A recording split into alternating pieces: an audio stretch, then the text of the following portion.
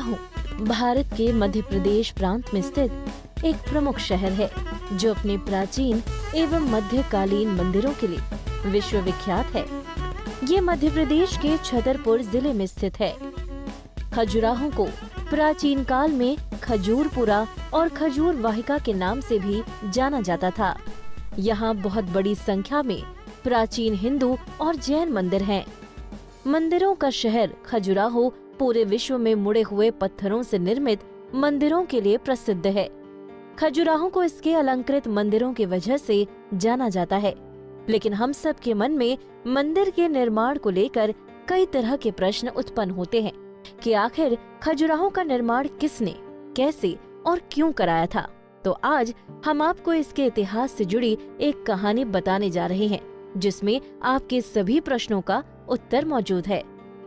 एक ब्राह्मण मंत्री की सुंदर कन्या हेमावती काम के आवेश से व्याकुल होकर स्नान करने के लिए सरोवर में गई थी। तभी चंद्र देवता आकाश से प्रकट हुए। वो हेमावती के सौंदर्य से इतने मोहित हुए कि धरती पर आ गए। चंद्र देवता ने उसकी सुंदरता का बखान करते हुए हेमावती को अपने आलिंगन में ले लिया। ब्रह्म मुहूर्त में जब वो जाने को हुए तो हेमावती ने अपना कौमार्य भंग करने के लिए उन्हें श्राप देने का भय दिया। इस पर चंद्र देवता ने हेमावती से कहा, हे देवी, मैंने ये जानबूझकर नहीं किया है। तुम सुंदर ही इतनी हो कि मैं मोहित हो गया। पर हे प्रिय, आपको दुखी होने की जरूरत नहीं है। प्रसन्न रहिए, क्योंकि इस संयोग से आपको एक पुत्र की प्राप्ति होगी जो अजय क्षत्रिय वीर होगा। उसका शासन चहुं ओर होगा। उसकी कीर्ति का हर कोई गान करेगा और उससे हजारों राज्यवंश निकलेंगे। वो जो यज्ञ कराने के बाद मंदिर बनवाएंगे, उससे आपका पाप नष्ट हो जाएगा। समय के साथ हेमावती ने पहले कालिंजर और फिर कर्णावती यानी आज की केन नदी के किनारे शरण ली, जहाँ उसने चंद्रमा के समान सुंदर, चंद्रमा के समान तेज और चंद्रमा के ही समान ताकतवर पुत्र को जन्म दिया।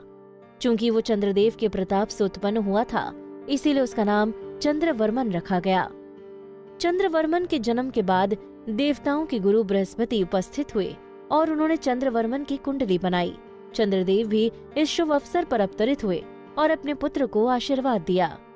महज 16 साल की उम्र में चंद्रवर्मन इतने बलशाली हो गए कि उन्होंने एक पत्थर से एक शेर और लकड़ी से दूसरे शेर को मार डाला।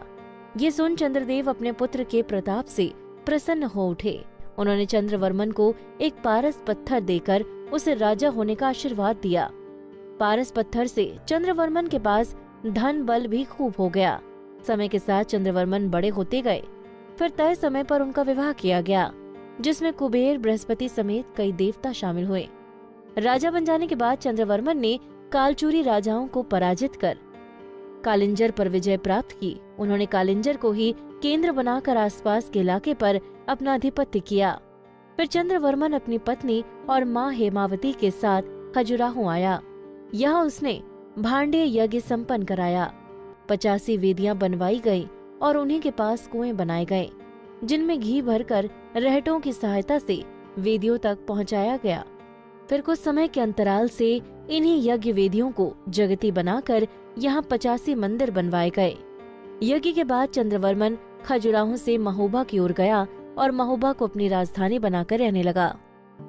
इस कहानी में बताया गया है कि चंद्रवर्मन ने ही खजुराहो में पूरे 85 मंदिर, बाग बगीचे, ताल तलैया बनवाए थे। लेकिन इन्हें देखकर आज ऐसा लगता है कि मंदिरों का निर्माण बाद के राजाओं ने कराया था, क्योंकि इनकी स्थापत्य और शिल्पकला कुछ कुछ अलग है। साथ ही मूर्तियों के समूहों में भी भिन्नता देखने मिलती है।